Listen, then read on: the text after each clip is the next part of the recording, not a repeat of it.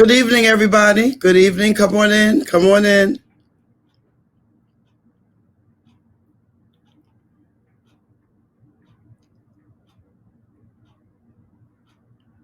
Good evening, everybody.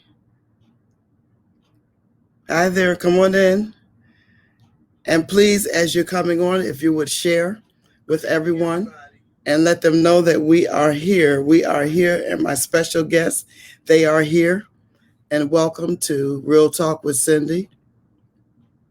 I'm so glad that you decided to be a part of this tremendous evening.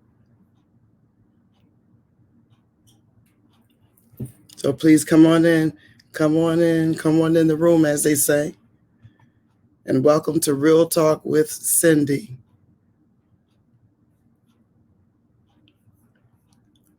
Okay, as you're coming on, please share as you're coming on. Please share. As you are coming on, please share with everyone. God bless you, those that's coming on. God bless you. Thank you so much. Thank you so much for coming. Appreciate it.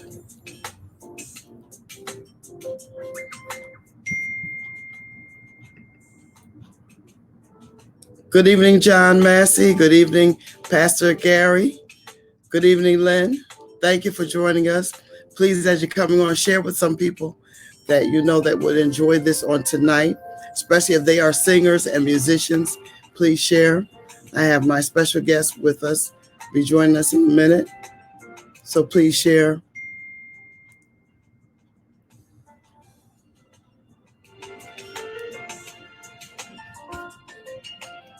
Please share.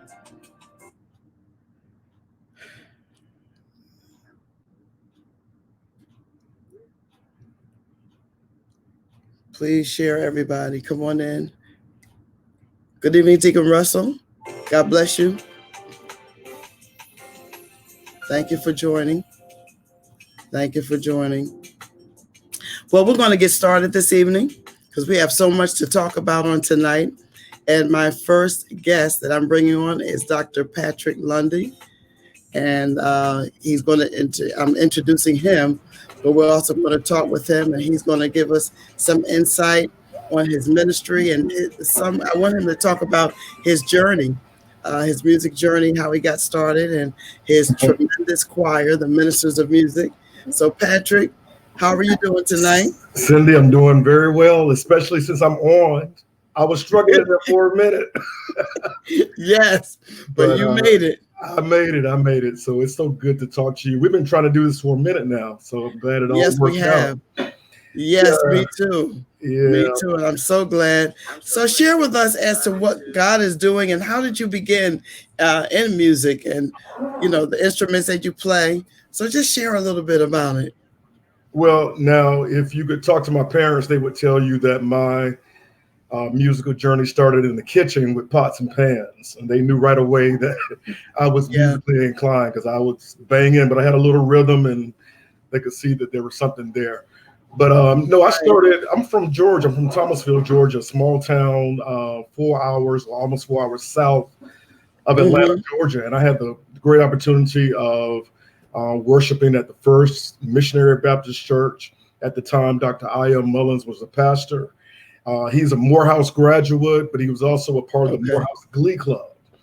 Then we had the church organist, late Frances Williams, who had the opportunity to go to the Metropolitan Opera. So she was our church organist. And my church pianist and minister of music was Carolyn Henry, and she's still there currently. And she's a piano major. She went to Fort Valley State. Then there was Jacqueline Saunders, who was from the area too. She was an English teacher, but a great singer and musician. So that's the kind of staff that I grew up under, and with all different types of music. And so I had that kind of influence from, you know, as long as I have known as a child.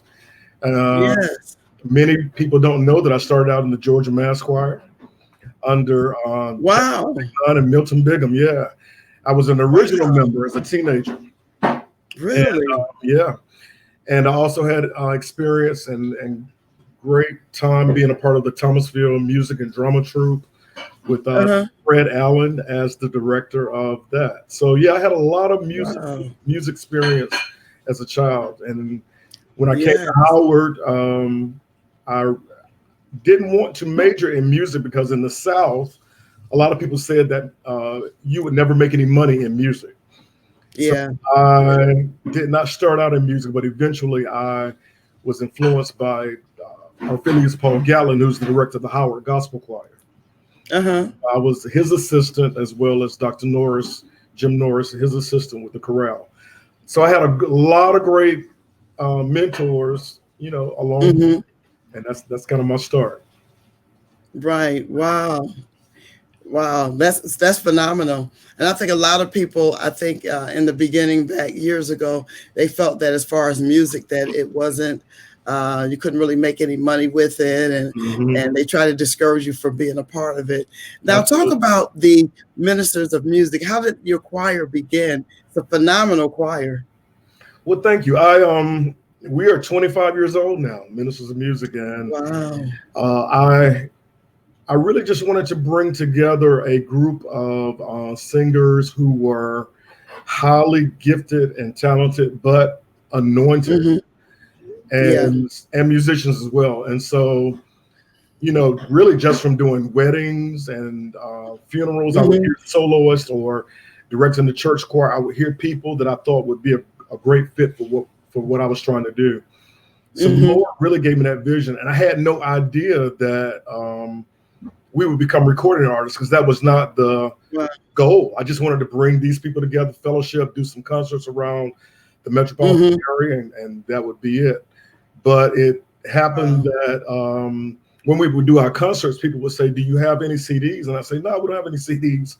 So I said, we'll do a little demo CD with a few songs on it. And when I started asking composers like Dr. Margaret DeRoe and Milton Bigham and a few others, Melvin Bryant, a local artist here, they all just said, "Hey, you can have my song with no problems." And so that demo CD turned into a full CD. And then that CD, our initial CD, We Sing the Power, was nominated for a Stellar Award. So that kind of got us into the gospel industry. Yes, absolutely. Wow. So how have you guys been able to, with the pandemic and going on, have you been able to rehearse by way of Zoom, or what have you done with the choir to really stay in touch with them? Well, we have had a few meetings, but obviously it's really difficult to rehearse by Zoom, but it's possible. It's possible. And that's one of the things that, of course, we'll talk about later. But it's always good to see everybody, just the fellowship, you know what I mean? So we had a time of sharing how we're all doing in this pandemic. And we had prayer time as well, because there's so many people. Everybody needs prayer really at this point. So that's pretty much how we've been doing. But the good thing is we were able to record last year in November. 25th anniversary. So we're going to be working on that pretty soon. Getting that together. Wow. Yes, absolutely. And now the church where you are, it's Reed Temple AME Church in Maryland. That's and how are you guys making out as far as through the pandemic and with your music ministry there? Yeah, we're doing really well. We have a brand new pastor, so we were already in transition. Pastor Mark Whitlock from California is our pastor. Our former pastor retired. And so Pastor Whitlock is there. So we were already kind of working in transition, and then all of a sudden the pandemic. So we are really working hard there. As you know, there's always a remnant of people who are willing to go on and serve and work the Lord. And so we just came together and said, you know what, we have to do this for our church and for our pastor, because he's brand new. He doesn't have a lot of old footage that we can use to, keep our services going. So what we're doing is we're taping once a week. We're taping brand new services. Our governor gave us a mandate of 10 people. That's all we have. So we're making that work with 10 people Sunday after Sunday. Yes, that's phenomenal. It's really good. God has kept us. Yes. And now you have another Ministers of Music, which is in Georgia. That's right. I have a Georgia. about? Well, again, I'm from Georgia, and years ago, there was an event that I was putting together in conjunction with the American Cancer Society. And we did a concert at Dr. Paul Morton's church there in Atlanta. And what I did was, instead of bringing the DC ministers to Atlanta, I said, you know what? I know all these singers from around the state of Georgia. I'm going to bring people I grew up with singing and some of my friends together. And so I brought about 45 singers together for that one event. And it was such a blessing that everybody said, you know what? We need to keep this together. And so the Georgia Ministers of Music, the Georgia Connection, have been together for about 5 or 6 years. Wow, that's phenomenal. When it's so hard to get choirs together, singers together, you're still able to do that. But that's a blessing and a gift, that God has blessed you with. So what's next for Patrick Lundy or the Ministers of Music? Well, again, we recorded last year in November for our 25th anniversary. So we're going to carefully get back into the studio, or get back. Actually, my church, we're really blessed. We have a studio at the church, but we can also record within the sanctuary.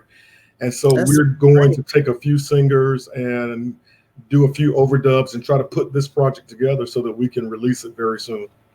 Yes, that sounds good. I'm so excited because you've done some phenomenal things. I met you must have been maybe over 20 years ago in New Jersey. And at that time, my group, Cindy Barber and the Voice of the Praise, we had just did a CD, and you guys were coming to New Jersey. You came off at a rest stop, and we're at Crack. And I met you, and you came over to the table and said, here's our CD. We just came out with it, and I said, okay, great. I said, well, here's mine. We just came out with mine. So we exchanged. So I've kind of followed you ever since that time of meeting you.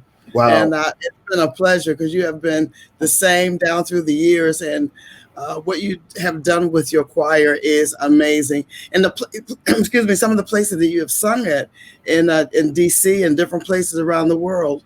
What were some of those experiences like? Oh, incredible. I mean, when we first got started, we were able to represent the United States in the World's Fair in Lisbon, Portugal. Wow.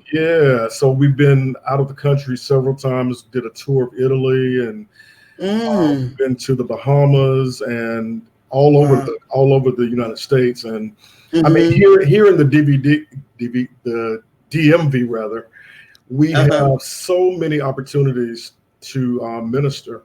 And so we've been able to sing at the White House. We've been able to go to the Capitol and sing. This past weekend, we would have been participating, as we have for probably the last 6 or 7 years, the Capitol Memorial TV taping. And so we do that every year. It airs on PBS, as well as the Independence July 4th taping. So the Lord has afforded us a lot of great opportunities here in the area, and we just call them ministry opportunities, and we're just blessed to be a part of them. Yes, well, thank God. And I'm so honored to have you here. So I'm going to bring on Jeffrey LaValley, and I'm going to bring you back on, Patrick, and then we're going to have our discussion again and have some Q&A time. Okay, sounds good. Okay. All right. Hey there. How are you doing?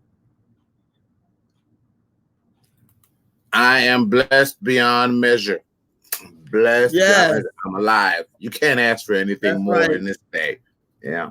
Absolutely. Absolutely. I'm so honored to have you. I know I had you on with me a few months ago, and I'm so honored to have you on again. But I wanted people, and many people know you from the song, and some people didn't know that you wrote the song, Revelation 19. And I call it Hallelujah, Salvation, and Glory, because some people don't know it really by that title. But share with us how you wrote that song and how much more popular that it has gotten. Well, we were in communion service in 1984, and spirit was high. And my pastor walks over to the organ with his Bible open, and he flung his Bible down on the organ and said, "Sing this." And I said, "Huh?" And he said, "Sing this." Well, first of all, I know my ministry, and singing ain't one of them. I'm not the world's best singer. I can teach you how to do it, but So I just began to sing the first melody that came to my mind. And we just sang the hallelujah, salvation and glory, honor and power to the Lord our God. We sang it over and over and over for about 45 minutes. And the choir caught on, the audience caught on, and everybody in the house caught on. And not thinking anything of it, nothing's going to come of this, not even knowing if I would even remember it. And it come to pass that the sound ministry, who was never paying attention to anything, taped it that night. Well, in the process, we were in the process of working on a new project for Savoy, the His Eyes on the Sparrow album, and I needed a 6-minute cut to fill in the rest of the side. And I said, okay, let me see what I can do and work this up. And I worked that up for the Lord our God is mighty, and added the descants, not thinking anything would ever come of this song, because it's literally just a filler cut. We had 24 minutes. I only had 18. I needed those 6 minutes. And nobody could tell me that song somebody would still be singing that song today. I am most humbled and honored that, and even today it's been revitalized by Kanye West in his Sunday morning choir. And I'm just humbled and honored by everything that's happening right now. Really, I am. Yes, absolutely. It's a beautiful song. And I posted on Facebook with Brooklyn Tabernacle singing, and they gave like a little different version. Yes, it's a beautiful version. I don't know if a lot of people have heard it, but it's a beautiful version because they added some harmony with that, where the part you sing unison, but it was really, really nice. And all those hundreds voices, sounds really good. Yeah. My only regret is that they, along with everybody else, are singing the wrong words, but it doesn't bother me. It's being sung. Okay. Yeah, the alto descant line is being sung wrong all over America. Really? Oh yeah, most people are saying all praises be to the King of Kings and the Lord our God. He is wonderful. When it's actually all praises be to the King of Kings and the Lord of Lord. He is wonderful. But as long as it's Lord. Right. Absolutely. Could you tell us how many songs have you written? I know it's been many. It's funny that you would mention that, because I just looked at my published catalog last week through BMI, and through BMI, I have 262 songs that are published. I didn't even know that myself until last week. So that's a blessing. Wow. It is a blessing. And how are you making out as far as at your church, your home church, with you guys are doing live streaming, I'm sure? Well, we are live streaming, but we're doing very little music. Every now and then, Pastor will say he wants a soloist or something, but the choir's not singing. I don't have a praise team out front singing, and we have the space to accommodate all of that. But I'm trying to follow his wishes. So right now, we're just backing up and letting him have what he wants. When he asks for a soloist, I have somebody ready to do it. But other than that, we're just sitting back. Actually, we were supposed to record May the 9th. And so all of that's been pushed back. So we're just waiting for what's to come. Yes, absolutely. So I'm going to bring Patrick back on, and we're going to discuss, some people were asking some questions, and I want people to ask questions if you have some to ask my guests. People want to know, with this pandemic, what are we to expect as far as with things going on?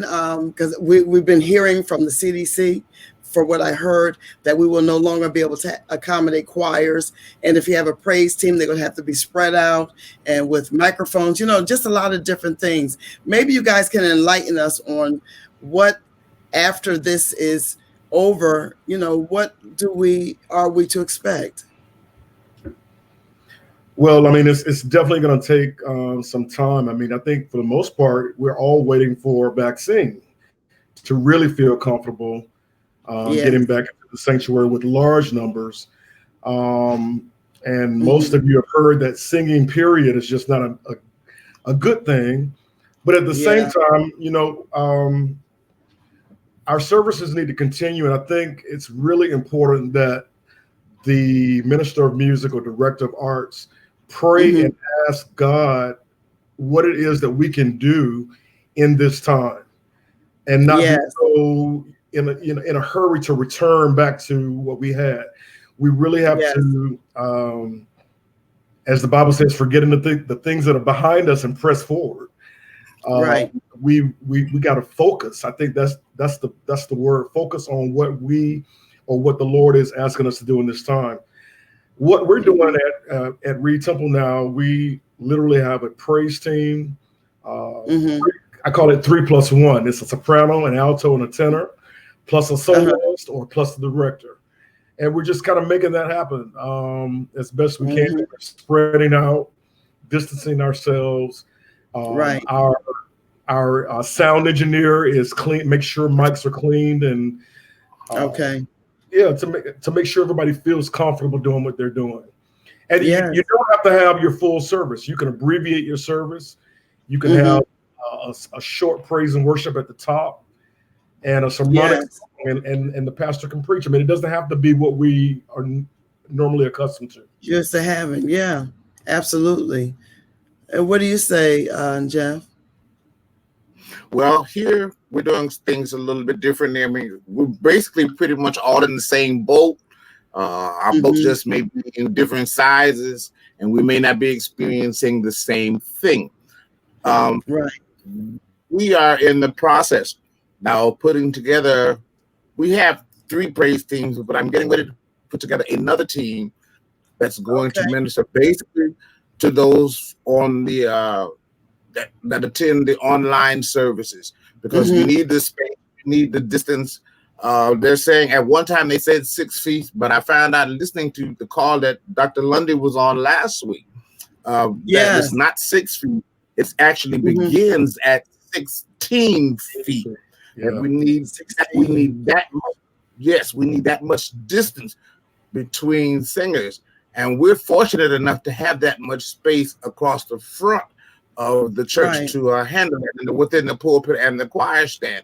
But most of us are so used to singing like this on top of each other that it's going to take a while to get used to that, including the musicians. There has to be a spacing that's done between us. So we're in the prepping for that right now. We're looking at that.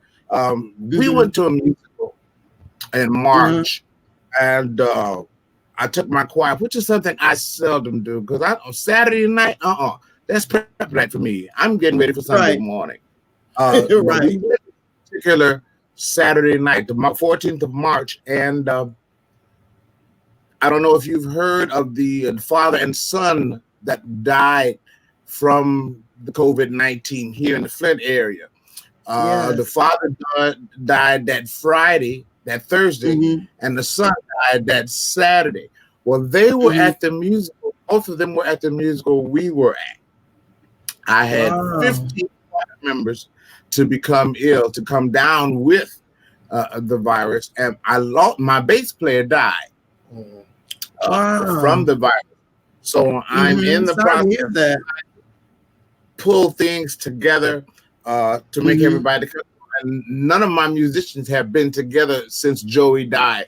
So that's the first thing that I'm planning on doing, is that we can sit and that we can talk.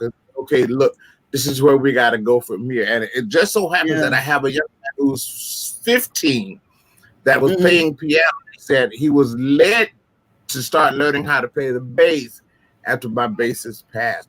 So he's in the learning process. I'm willing to teach him. Let's go. Right. Absolutely. And you have to make adjustments and do what you have to do. But it is, because I was wondering how long, because some people I have heard that this may be 18 months where we don't have the choir. It could be, just a year, so, and what motivation can we give to choir members that will be sitting out?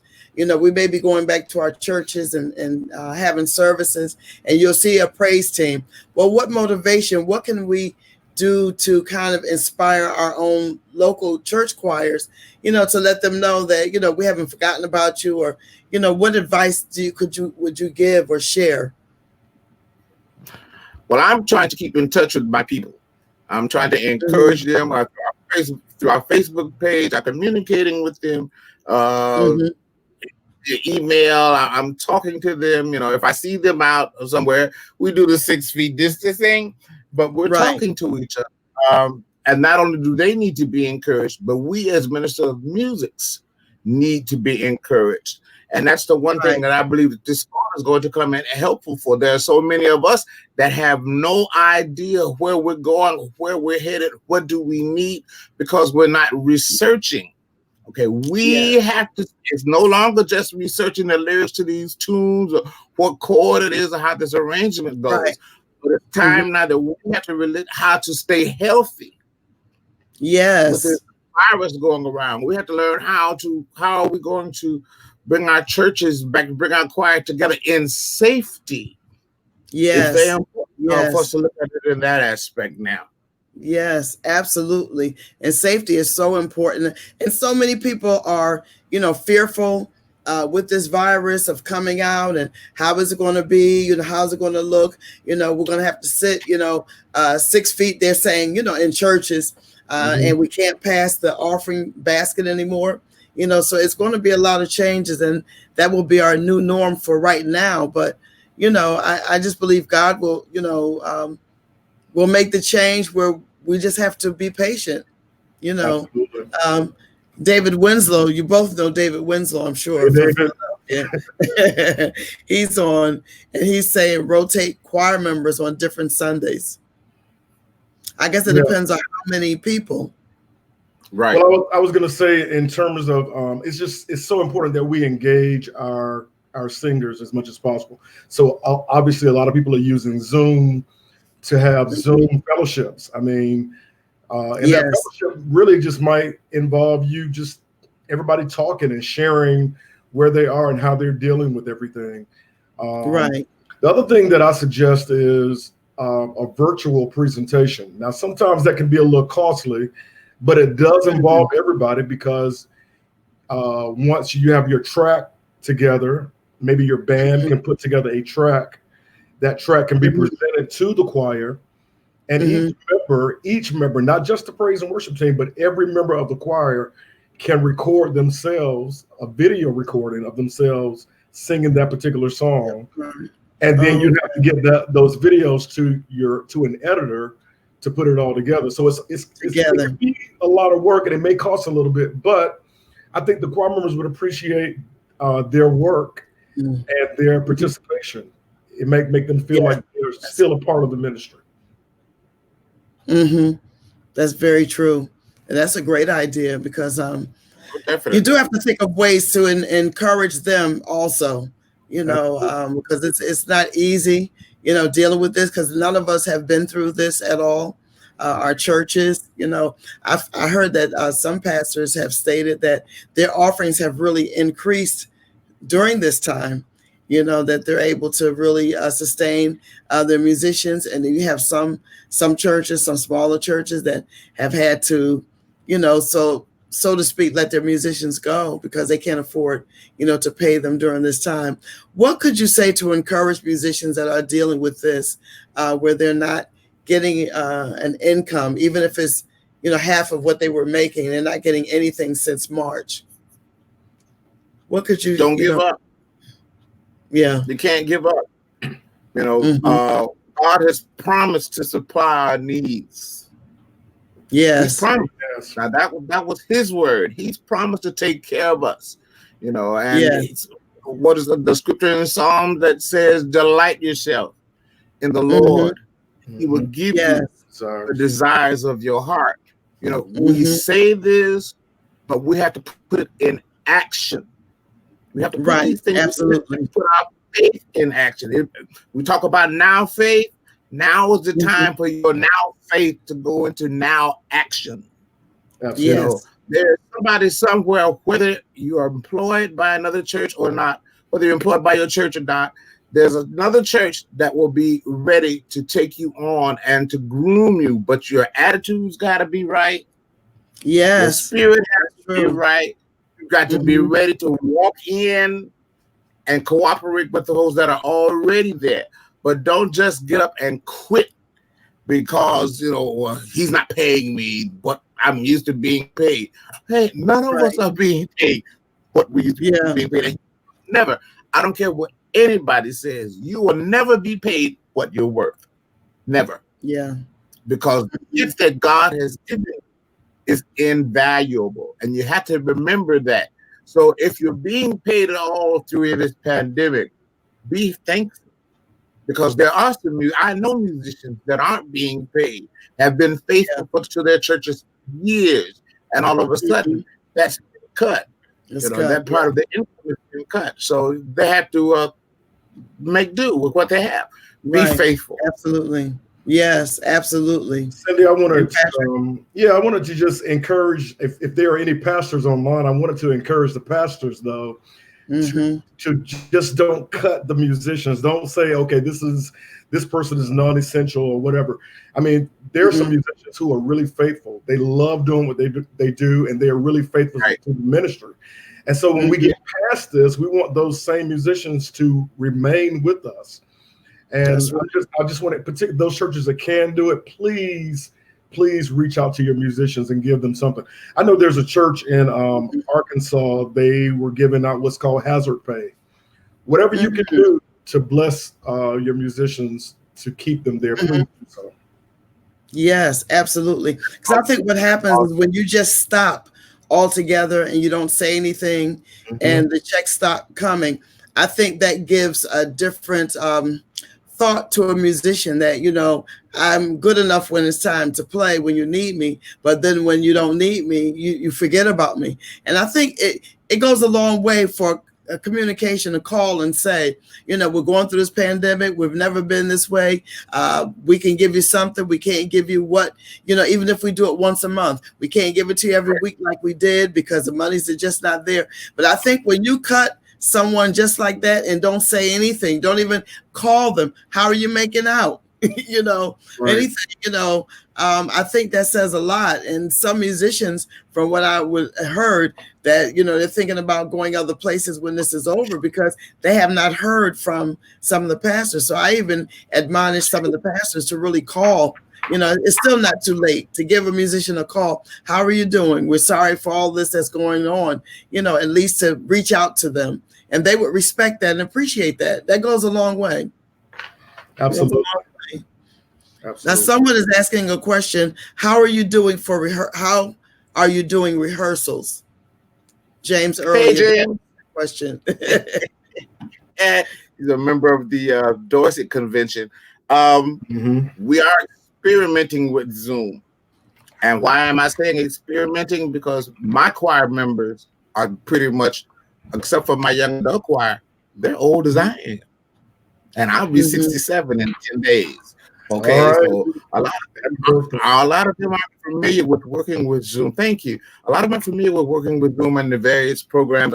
I was given an easier interface this morning that may be more beneficial for them to work with, and I'm going to try to work that in so that they all can work together. But I think sometimes just a phone call, okay, this is what you need to go over at home, or get the praise team together, have them take or record what we're going to do, even in coming back, and then send that out via email to the choir members so that they can practice at home, so they'll be prepared to come back. Yes, absolutely. Because like you said, when you do, and a lot of churches have a lot of seniors on their choirs that have been faithful down through the years.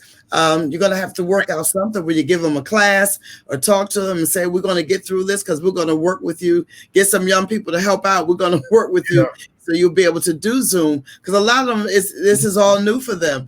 Because I knew about Zoom, but I never had to really deal with Zoom. I'm dealing with it now because of this pandemic. So a lot of people, they can learn it, but you have to really be patient. And, we're going to get through this together. There is a youth pastor on here. Well, he is a pastor. He's a millennial pastor, and he said, "Is it reasonable for choir members to use this time to discover other ministry passions or interests until group singing is safe?" It's a great question. That's I would say yes, yeah. I would say yes. All of us are gifted, and God has given us several things. I don't just play piano. I write, I compose, teach. So whatever you know how to do, if you can't sing right now, volunteer to do what you can do that fits in within your church's or ministry wall. Right. You don't want to go outside of the church to do, but you want to stay where you are and use what you can right to operate in the church. Right. And that's a good question. And Patrick, what were you going to say? Well, I mean, everybody should be praying. I mean, some people really have a gift, and they have, the church at large. I mean, we have a calling team at my church where people literally call to check on you to see how you're doing. So that's something that maybe a choir member has never thought of, doing, but that's definitely a needed. It's needed. Prayer is always needed. That's a great idea. That's a great idea, because it's nothing like people feeling, because in this time there's a lot of fear, anxiety, not knowing what's next, and they're tired, they're panicking, tired of being in the house. But just to hear that person's voice, we're reaching out to you to see how you're doing. That means a lot. I have a question here, or I think it's a question or a statement. I don't believe there is safety. We are fighting something that we cannot see more now than ever. If the virus is airborne, we have no defense. Really, our masks are just a small piece of resistance. Lives will be lost if we don't take caution. I would love to go back to church. However, now may not be the time. We have other resources and platforms right now that are proven to be successful, such as the platform that we are on now. I totally agree. But I also believe that just like we have persons who are on the front line, like our doctors, our nurses, our persons who are in grocery stores, drugstores, there are those of us who are called in leadership to do the best we can with what we have. And I don't twist anybody's arm to sing. Even the trio that I use, I'm always saying your health, your well-being is paramount. So you pray about this before you leave the house. If you're comfortable, if you prayed and you feel the Lord is leading you to still serve during this pandemic, then we'll go forward in faith. I think that we can't ignore faith. I mean, that's that's who we are as Christians too. And I'm not saying not to have common sense, but I think, again, like I said earlier, we have to be praying and asking God what it is that we should be doing right now. And I'm just praying that as I go into my church once a week versus every day, like some people are doing, that the Lord is covering me and he's keeping me. And I'm praying to serve all of those who are doing the same thing. Yes. Yes, sir. Because safety is very important. And because you never know who has the virus, so your safety is important. I've seen even musicians come in with their mask on. I've seen them, sometimes they're playing their instruments with their mask on and they're separated from the other singers. And then I've seen some live streams where everybody is so close, together, but that distancing is important. It is very important. Very important. Cindy, to piggyback on something that Jeffrey said, and we were talking about re-entering into the church. I mean, there are going to be a lot of rules. Yes. You can't congregate when you come to church. Some churches, like my church, we're talking about taking your temperature through the scanner as you come into the church. You cannot sit with your family the way you're accustomed to sitting. Your children have to be distanced as well. These are a lot of rules that will come into play. You must wear a mask. So, I mean, I'm praying that we all abide by them, because I know how we can be when it comes to rules. And so I'm praying that we really do this the right way to try to, alleviate the consequences. Yes. Absolutely. Yeah. Absolutely. That So makes perfectly good sense to me. It does. It makes a lot of sense. And you really have to stay prayerful. And like you said, this is going to be our new norm. So you really have to learn to adjust to it. And it's going to be an adjustment for pastors, for choir members, singers, everyone. It's a great adjustment.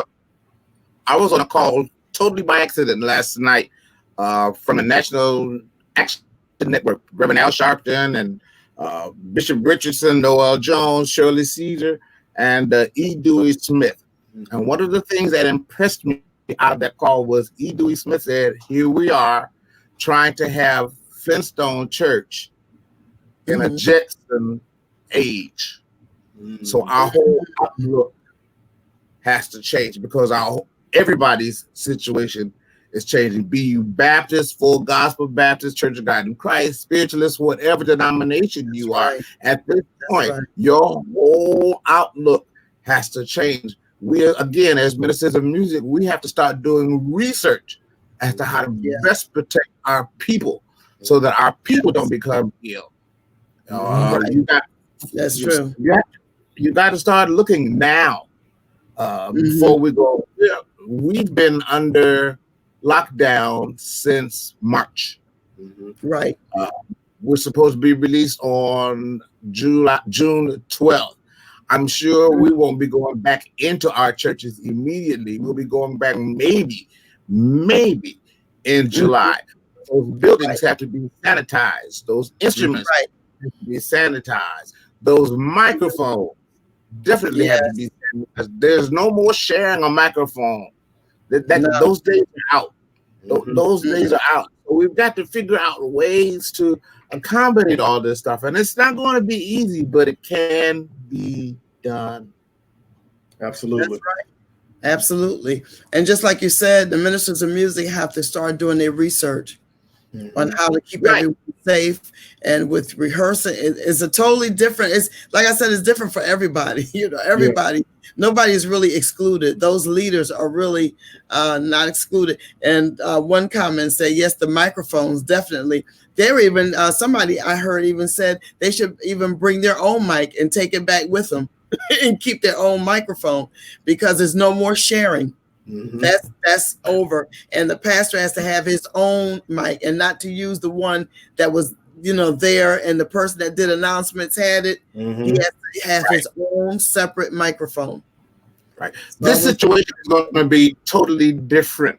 And there's a scripture that talks about how can we sing Zion songs in a strange land. Well, a strange land this time around is going to be familiar territory. It's going to be somewhere that we've already been. It's somewhere that some of us have been in our churches for years and years, but it's becoming a strange land. And we have to learn how to operate all over again. It's doing new things in a new time in an old building. That's all it is. True. That's true. That's very true. And thank you so much. Are there any more questions before we have some closing remarks? I'm checking on it because sometimes it comes up a little slow, but I don't see any. But as for closing remarks, I want to really thank you guys for taking the time out to share and to talk with us. It's been important. It's been vital. It's been refreshing, even for me. And I thank God for this time and for your willingness to come and share with us. For closing remarks, I'll start with you, Patrick. Do you have any closing remarks you would like to say? Well, first of all, Cindy, again, thank you for the invitation. You're welcome. When you told me that Jeffrey was going to be on with me, I was like, what? Because, I mean, let me just say to him now in front of everyone that Jeffrey LaValley has been someone that I have looked up to my entire life. Wow. And so I am, quote, where I am now because of your music and because of the time that we spent sharing ideas and talking. Met you years ago with Donald Vales, man, and you were just such a blessing, such a blessing to work with. And I was going to say, Cindy, real quick, another idea that people can use in their services, let the musicians, you got somebody like a Jeffrey LaValley on your staff who's anointed, let him or her play a selection as part of what you do in your services on Sunday. Yes, Definitely. that's an excellent idea. Excellent idea. Yes, definitely. And Mr. Jeffrey, your final remarks. I'm humbled and honored to have taken part in this discussion tonight. And Yeah. wow, Patrick, you have blessed me tonight. Thank you. A lot of times you don't know how we're feeling on the other side of the fence, because sometimes we get discouraged. That's right. And this pandemic has brought a lot of change to all of us. I mean, not only has our music changed, but our lives have changed. And it's hard to keep a smile on your face in front of 70 choir members that you have when you're going through, but you got to keep that smile going. You don't want them to become discouraged. So thank you for encouraging me tonight. To anybody that's listening tonight, all I want to tell you is, in the words of Thomas Whitfield, you got to look at it like this: hallelujah. Anyhow. That's right. No matter what you're facing, the pandemic is just another situation. It's just another thing. And the Bible says in everything to give thanks. For this is the will of God in Christ Jesus concerning you. That's right. And that's so true. You have to give thanks in everything. And I think many people have learned so much tonight and hearing from you and to share, because sometimes people just want to talk and want to be heard, how they're feeling. It doesn't matter what type of question it is, big or small question. It's important to them. So that's why I like to have platforms like this and I'm glad there are numerous platforms where people can talk and share, give their wisdom, their expertise, and what we're going through. Because this too shall pass. But right now, there's the tremendous change. Can I say one more thing? Yes. There are people that are listening to this conversation that are too ashamed to ask that question, or they don't feel like they should ask it in this form. If there's anybody that is looking for someone to just talk to, if you need an ear, if you need somebody that can give you that encouragement or help you in the direction that you're going, I make myself available. That's why we're here. If somebody hadn't encouraged me or built me up, I wouldn't be who I am. I offer myself to you. You want to reach me? I got a Facebook page. I'll give you my number, whatever it takes, so that we can be on the same page, and we are helpers one to another. And I'm willing to help any and everybody that I can. Wow, that's phenomenal. Coming from the legend. So God bless you. God bless you. And also, I want to thank everyone that has taken this time. I did see my mother come on. I did see my aunt, Dolores, down in Greenville, South Carolina. She's on. And so many of you that are there, Patrick is waving at you. So many of you that are on tonight. And I thank you for being here, for your time. David Winslow and different ones. I hate to start calling names, but there's so many that have been on that have responded. And I thank you for your questions. And even like he said, those that didn't have a question, if you want to reach him or any of us, feel free to do so. We're all on Facebook. We have inboxes that you can leave your number or whatever, and we'll be glad to talk to you. And I also, if you would like to be a blessing to us on this platform at any time, I put the Cash Apps there. And it's always nice to sow into someone's ministry where God will bless you. If you do that, to be able to sow in someone's ministry. And I want to thank you all, and I'm going to bring them back later on, because I think we could discuss it once we all get back into our services and just give a check on, see how people are doing. So maybe, towards the end of the year in November, and we could have another discussion on this, and maybe we could get some more questions and answers. So I want to say good night to all that are watching, and those that will watch the replay, those that are on YouTube. I thank you so much for joining us on tonight, Dr. Patrick Lundy and the legend himself, Jeffrey LaValley. And thank you all, and I want you all to have a blessed night. God bless you. God bless you. Yes.